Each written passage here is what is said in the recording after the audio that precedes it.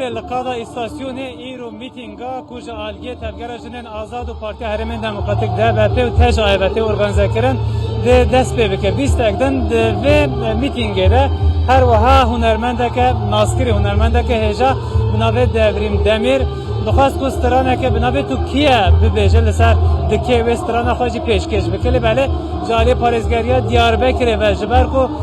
bihinceta ku ew stran li hemberî dewlet û dozgeriyê ye her wiha wan tune dihesibîne ew stran hate qedexekirin niha hunermenda hêja li gel me ye Devrim Demîr li gel me ye em ji wê bipirsin. Silav li we gelek spas malava aba helbette ew strana we di gelek platforma de we bilêvkiriye we gotiya ew strana xwe lê belê ji aliyê parêzgeriyê ve hate qedexekirin hûn vê qedexekirinê çawa dinirxînin û hûn vê qedexekirinê naz dikin. Helbet ez jî vê biryarê şermezar dikim û hunermendekê di sesala 21 de heke ku hîn jî huner tê qedexekirin hîn jî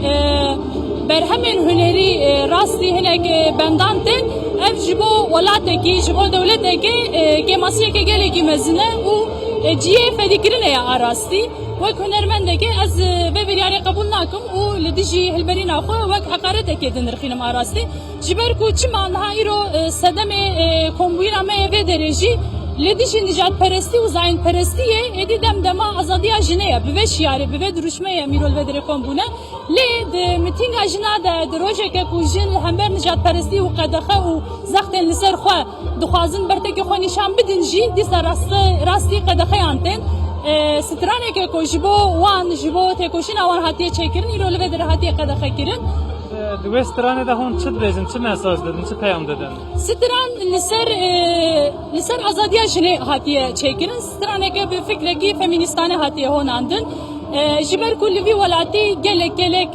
tundî li ser jinan heye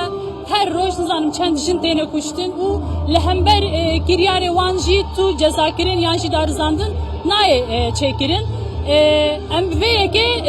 di vê mijarê de dewlet û dozgeriyê berpirsiyar dibînin ji ber ku kujer dikuje tundiyê dike û destê xwe dihejîne û li derve digerê di ti cezayê re rûbirû namîne ev jî pirsgirêka dewleteke pirsgirêka dozgeriya wê dewletê ye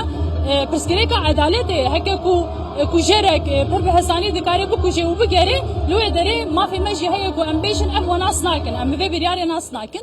stran jî di vê çerçoveyê de hatiye honandin û straneke ku kesan yan jî şexsa çawa bêjim hedef nagire lê li vê derê hince dawan ew e ku dewletê û dozgeriyê nas nake gotiye ez nas nakim ji ber wê em qedexe dikin. Berê jî hûn rastî qedexeya hatibûn? Berê jî gelek cara li ser dikê dema ku em ê derkevin ser dikê Newroz vê çalekiyên din bin wexta ku em derdikevin gelek cara müdahaleyê repertuara me tê kirin gelek cara doz me tên vekin li ser stranê ku em dibêjin li ser dikê ji xwe wek ku tê zanîn yanî ev ji destpêka ew kê de heta niha zextekî li ser zimanê Kurdî li ser hunera Kurdî heye berê jî têkoşînek heye tê meşandin helbet çi qas qedexe çê bibin pêş bikevin çi qas rê bixwazin rêl me werê girtin jî em ê jî bi fikrekî azad bi armanceke serbixwe em ê hunera xwe bihonin û wisa berdewam bikin. Hûn ê vê strana xwe hûn ê bibêjin ser dikê hûn ê pêşkêş bikin yan ne? Ez îro ne wek stranbêj derdikim ser dike ez îro pêşkêşvanim lê me dixwest ku li vê de li vê qadê di nav mûzîka de ew jî hebe lê mixabin ji lîstê derxistin û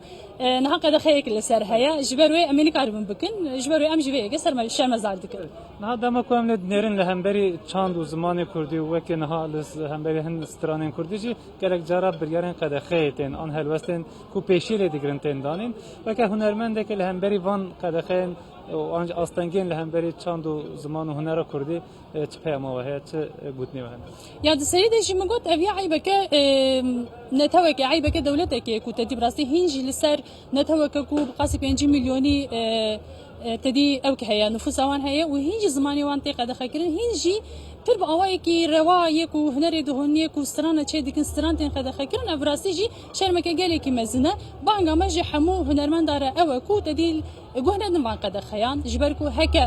li gor pîvanên ku ew diyar dikin em hunera xwe bihonin